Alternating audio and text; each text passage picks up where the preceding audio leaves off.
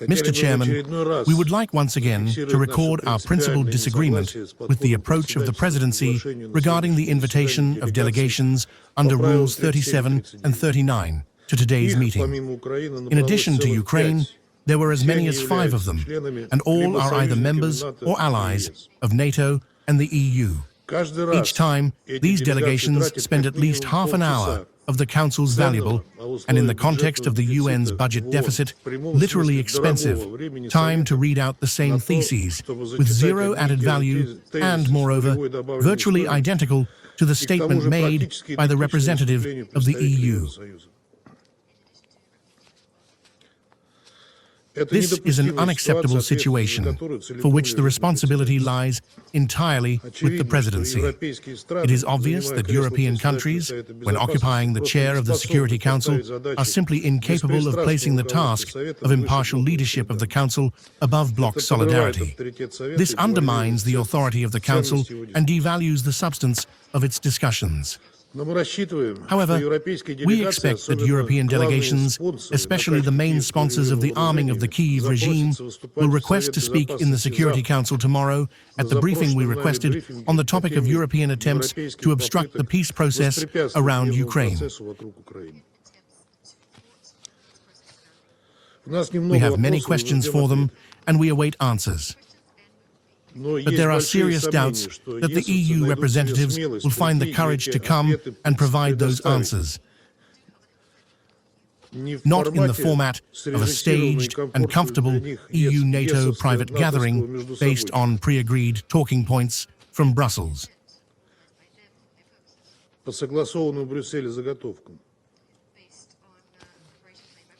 But, as a Security Council discussion implies, in an interactive debate in full view of the entire international community.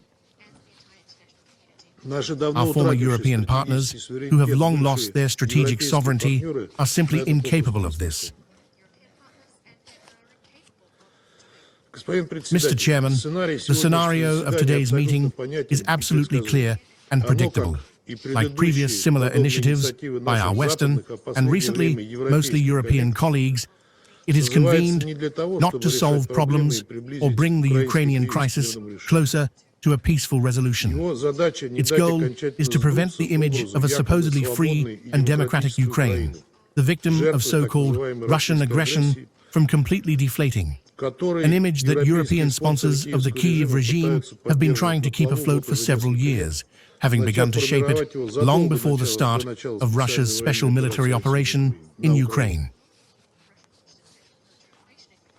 It is becoming increasingly difficult for London, Paris, Berlin, and their satellites to keep inflating this propaganda bubble. The dictatorship established in Kyiv and the expired little prince's desperate desire to cling to power at any cost, power he will lose once peace comes, have become far too obvious. His greatest fear is elections, in which he and his henchmen will have to answer for the unfulfilled promises of peace with Russia, the protection of the rights of Russian-speaking Ukrainians, and the respect for the rights and freedoms of every person in a country he has turned into a concentration camp and a meat grinder. Moreover, as long as the bogeyman of the Russian threat exists, Zelensky's clique does not have to account for the embezzled budget funds and Western, primarily American aid, which is now being measured in tens, if not hundreds, of billions of dollars. His accomplices in Europe and the Biden administration, who have also profited handsomely from the Ukrainian conflict, are just as eager to avoid this. That is why the main task of this small group of militarists is to prevent the main shareholder, the United States, from withdrawing from the geopolitical Ukraine anti-Russia project and to prolong the war for as long as possible. This is not easy, since in recent months, the new American administration has had its eyes opened to the true nature of the Zelensky regime and the root causes of the Ukrainian conflict. That is why every possible provocation and every possible lie about Russia, its actions and its plans is being deployed.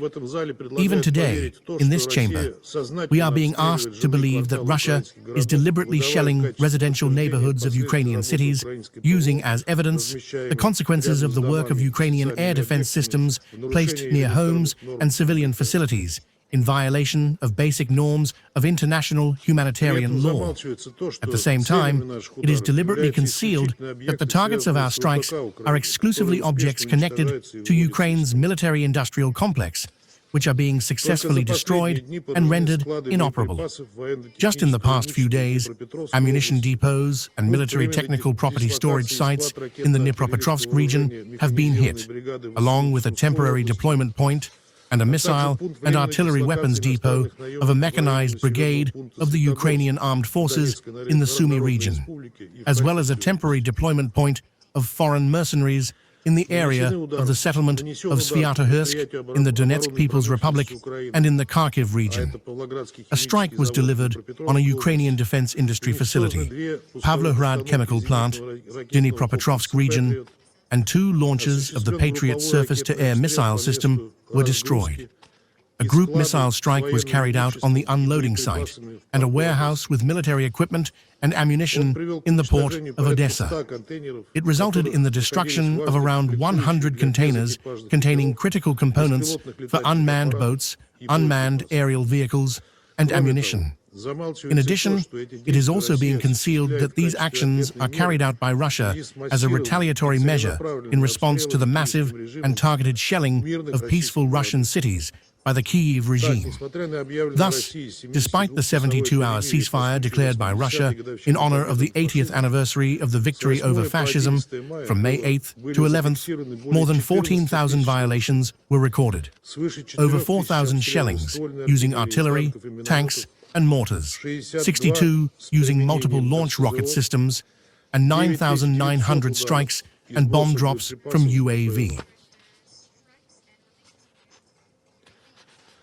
5 attempted breaches of Russia's state border in the Belgorod and Kursk regions were recorded, along with 37 attacks from the Ukrainian armed forces. During these 3 days of aggression by the Banderites, 6 peaceful Russian civilians were killed, and at least 17 were injured. It is telling that the most massive drone attacks on civilian targets in several Russian cities far from the front line, including Moscow, were launched by the Kyiv regime after progress began to appear on the peace track.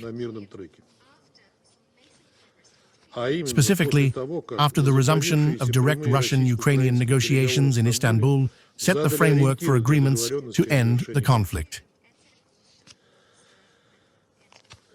From 8 p.m. on May 20th to 8 a.m. on May 27th, a total of 2,331 strike unmanned aerial vehicles launched from Ukraine were destroyed and intercepted, including 1,465 outside the zone of the special military operation. Unfortunately, as a result, there are casualties and fatalities among civilians, including women and children. On May 22nd, as a result of an attack on the settlement of Pantelemonivka in the Donetsk People's Republic, 8 people were injured. On the same day, in the Vassilievsky municipal district of the Zaporizhia region, a girl born in 1990 was killed in a drone strike, and 4 children were injured. The Ukrainian armed forces also carried out 2 HIMARS missile strikes on civilian targets in the city of Lvov, Kursk region, where 16 people were injured, including 2 children. Mr. Chairman, the plans of Zelensky and his accomplices are, as they say, stitched with white thread. Their goal is to deceive and mislead U.S. President Trump, who is taking decisive steps toward peace, and to try at any cost to bring his country, which has already wasted hundreds of billions of dollars on aid to Ukraine, back to anti-Russian and Russophobic positions. We will thoroughly examine their methods and tactics aimed at undermining the peace efforts of the leaders of Russia, the United States, and a number of other regional mediators at tomorrow's meeting, which we deliberately requested specifically on this topic, so we will not dwell on it now. I will only say that promoting Ukrainian and Western lies about Russia is becoming increasingly difficult because the real actions of the Kyiv regime, its deliberate choice in favor of war and the further suffering of its country's citizens speak louder than any words. Just as the peaceful initiatives and concrete steps of the Russian leadership are absolutely clear and obvious. We intend to continue acting in this way and are committed to continuing a serious and direct negotiation process with Ukraine, which was interrupted by Ukraine in April 2022 at the instigation of British Prime Minister Boris Johnson and his Russophobic like-minded allies. The result of this process must be a solution that reliably eliminates the root causes of the Ukrainian conflict and the security threats to our country emanating from Ukraine. The Ukrainian side has been invited to meet in Istanbul on June 2nd and to discuss the content of our memorandums with approaches to the negotiation process. Until Kyiv stops trying to prolong the war and provoke Russia by launching strikes on residential and civilian infrastructure on our territory, we will continue our special military operation and destroy facilities connected to the military potential of the Kyiv regime.